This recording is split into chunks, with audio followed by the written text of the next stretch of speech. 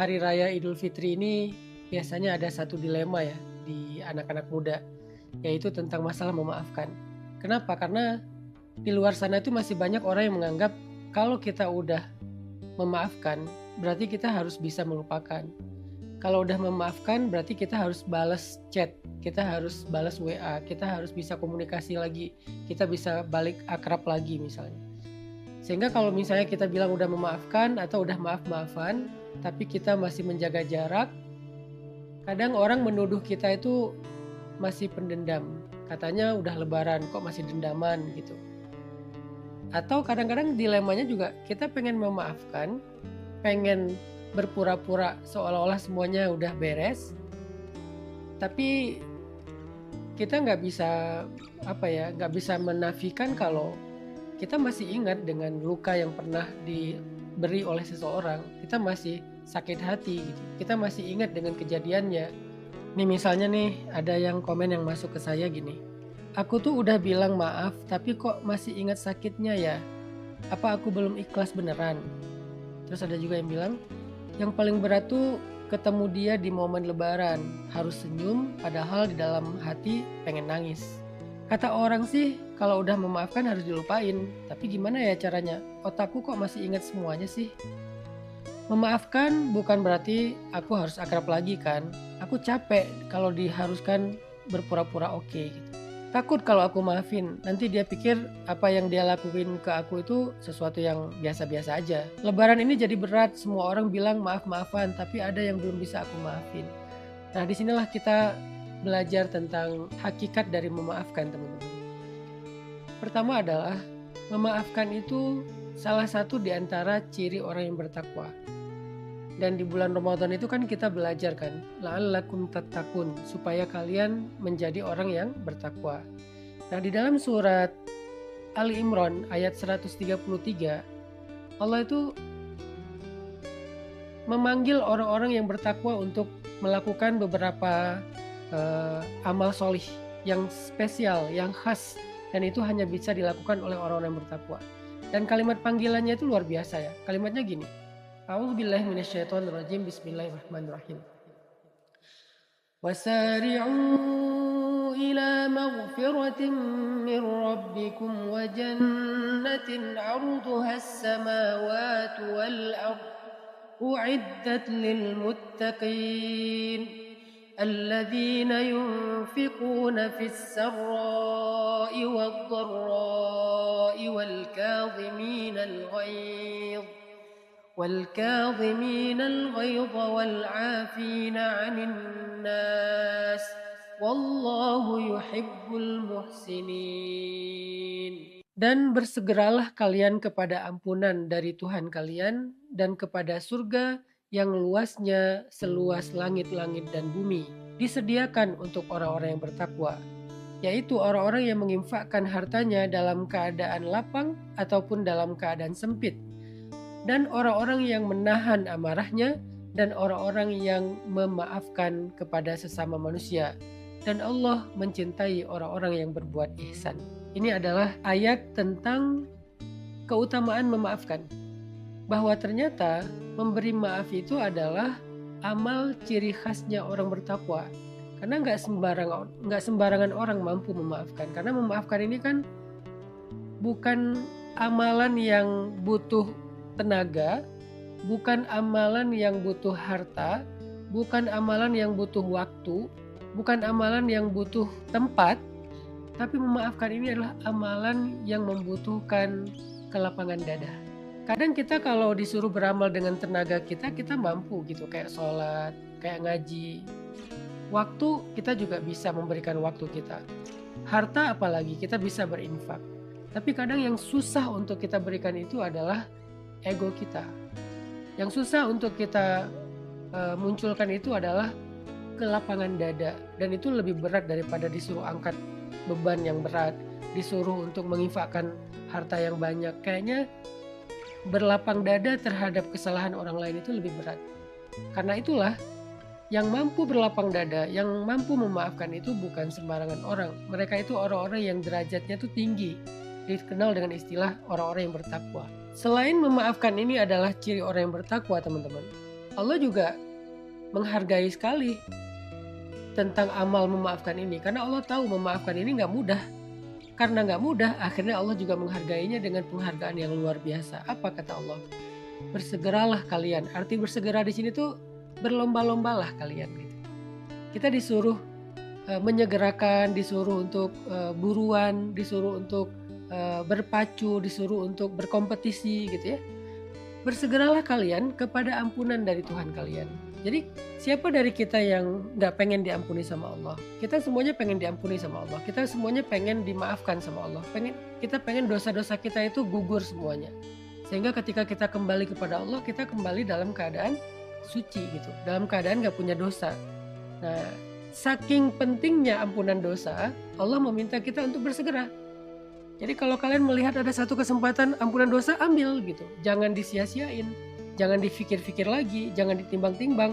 Oh, ini bisa mengampuni dosa saya, ambil. Oh, amal ini bisa membuat saya diampuni dosanya oleh Allah semuanya, ambil. Kenapa? Karena ampunan dosa itu sangat-sangat berharga bagi kita.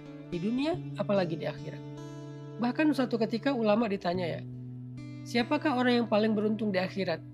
Jawabannya bukan orang yang masuk surga, tapi orang yang paling beruntung di akhirat itu adalah orang yang terhindar dari api neraka. Dalam riwayat yang lain ditanya, siapakah orang yang pertama masuk surga? Jawabannya bukan yang paling banyak amal solih, tapi yang paling sedikit dosanya. Ini artinya orang yang bisa diampuni dosanya adalah orang yang pasti dibebaskan dari api neraka, karena apa yang mau dibakar kan sudah habis dosanya. Dan dia menjadi orang yang pertama masuk surga, karena nggak perlu lagi dihisap dosa-dosanya. Itu pentingnya ampunan dosa, teman-teman. Sehingga kalau kita punya kesempatan diampuni dosa, ya ambil, bersegera, lari gitu. Salah satu tawaran Allah untuk diampuni dosa itu adalah memaafkan kepada sesama manusia. Tapi kan kesalahan dia besar banget Ustadz gitu. Ya kan sebanding. Hal jazaul ihsan illal ihsan. Adakah balasan kebaikan kecuali kebaikan? Jadi kalau dosa atau kesalahan orang yang kita maafkan itu besar banget dan kita benar-benar berat untuk melakukannya, maka insya Allah dosa kita juga yang diampuni oleh Allah itu juga sangat besar. Kemudian wajannatin arduhas samawati wal ard, dan bersegera juga kepada surga Allah yang luasnya seluas langit-langit dan bumi. Artinya orang yang bisa memaafkan kepada sesama manusia dijamin masuk surga, teman-teman. Mungkin kita nggak pede ya dengan ilmu kita, bukan ulama, dengan Al-Quran kita bukan hafiz, dengan dakwah kita bukan syahid. Kita nggak pede lah dengan amal-amal kita yang pas-pasan ini. Tapi kita pengen masuk surga kan? Gimana cara kita masuk surga? Ketika kita ngelihat banyak ulama yang masuk surga karena ilmunya, banyak hafiz masuk surga karena hafalannya, banyak syuhada masuk surga karena jihad dan dakwahnya, banyak dermawan masuk surga karena kedermawanannya. Kita gimana masuk surganya? Jangan-jangan peluang emas kita masuk surga itu adalah ketika kita disakiti orang lain, sehingga kita bisa memaafkan mereka.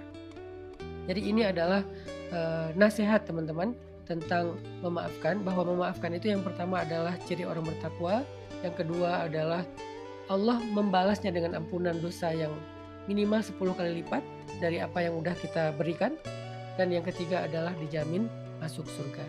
Tapi balik lagi ke pembahasan kita tadi. Oke, kita tahu memaafkan itu pahalanya besar banget, dan saya insya Allah mau banget memaafkan orang lain. Tapi gimana kalau saya udah memaafkan tapi masih ingat gitu dengan kesalahannya? Saya masih ada rasa sakit hati sama dia.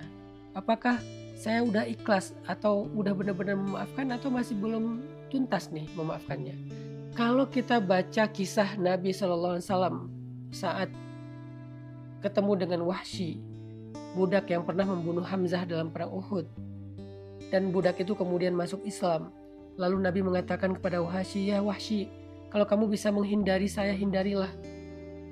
Bahwa Nabi udah memaafkan Wahsy. Nabi memberikan hak Wahsy sebagai seorang muslim, zakat mungkin, sedekah, dan banyak lagi.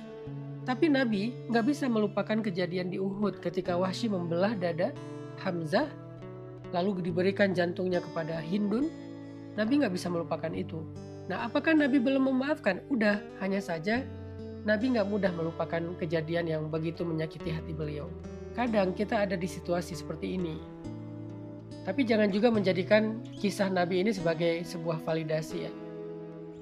salah ngomong dikit, kita langsung ngerasa, kan saya Nabi aja nggak bisa melupakan. Jadi saya ya nggak gitu juga sih, kasus kita dengan kasus Nabi kan beda jauh ya. Jadi kita timbang-timbang lah. Kalau kasusnya emang kasus yang parah banget, kasus yang luar biasa menyakitkan, berkaitan dengan maqasid syariah, kayak misalnya harga diri kita, kehormatan kita, harta kita, fisik kita, keluarga kita. Kalau kasusnya terlalu ekstrim, mungkin kita boleh menggunakan kisah Nabi sebagai sebuah contoh lah, bahwa kita sudah memaafkan, tapi kita nggak bisa melupakan. Walaupun kita nggak bisa melupakan kesalahannya, masih sakit hati, karena kita udah memaafkan. Bukti memaafkannya apa? Kita masih mau berbuat baik sama orang itu. Itu bukti memaafkan. Walaupun kita masih sakit hati, kita masih mau berbuat baik sama dia. Apa berbuat baiknya? Menjawab salam. Apa berbuat baiknya? Ya hakul muslim alal muslim lah. Menjawab salam, memberi makan kalau dia kelaparan, maksudnya membantu dia kalau dia kesusahan, mengurus jenazah kalau dia meninggal dunia. Kayaknya kalau ini sih kita mau ya, sambil ngurus jenazah sambil disumpahin kali ya. Yang intinya adalah hakul muslim alal muslim itu tetap berjalan. Walaupun kita sakit hati, itu berarti sudah memaafkan. Yang nggak disebut memaafkan itu adalah hakul muslim alal muslim itu nggak berjalan. Dikasih salam nggak dijawab, ketika dia kesusahan kita bisa bantu nggak mau bantu, ketika dia meninggal kita nggak melayat, nggak mengurus jenazah, berarti kita masih dendam di situ. Sedangkan komunikasi intens di mana itu justru memunculkan mudarat-mudarat baru, itu nggak ada masuk dalam kategori memaafkan. Jadi kita boleh memaafkan tapi menjaga komunikasi supaya tidak terlalu intens, menjaga jarak lah dalam bentuk komunikasi. Itu boleh, dan itu nggak dianggap pendendam, teman-teman. Kemudian yang terakhir, teman-teman, belajar untuk tidak terlalu mudah terombang-ambing dengan penilaian orang lain. Misalnya kalian udah memaafkan seseorang, namanya orang yang bersalah sama kita itu kadang-kadang kan memang toksik ya. Orang toksik itu kan nggak akan pernah berhenti, teman-teman. Kalian diam dia fitnah, kalian maafin, dia bilang cari muka lah, apalah. Nanti kalian jaga jarak, dia bilang dendam lah.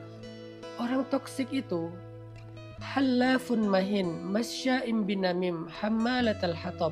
Itu kan ada di Al-Quran. Mereka itu suka bersumpah, mereka itu suka kemana pergi mereka membawa berita-berita fitnah, mereka itu membawa kayu bakar, suka manas-manasin.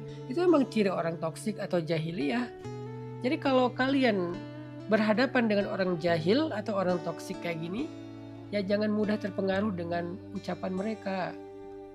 Karena ucapan mereka itu apa ya, kalau di surat Al-Qalam tuh wa iyyakadul ladzina kafaru la yuzliqunaka bi absarihim. Mereka itu suka menggelincirkan kita gitu. Baik dengan pandangan mereka, dengan ucapan mereka, menggelincirkan di sini bikin kita kayak kesandung-sandung gitu loh. Mau beramal soleh jadi keganjal dengan ucapan mereka. Jadi jangan terlalu gampang terpengaruh. Yang penting kalian paham tentang hakikat dari makna memaafkan secara fikih, secara hikmah. Insya Allah apa yang di luar kemampuan kita atau mungkin hal-hal yang dimaafkan oleh Islam, kalau orang lain mempermasalahkan itu di luar batas kemampuan kita, serahkan aja sama Allah. Barakallahu fikum.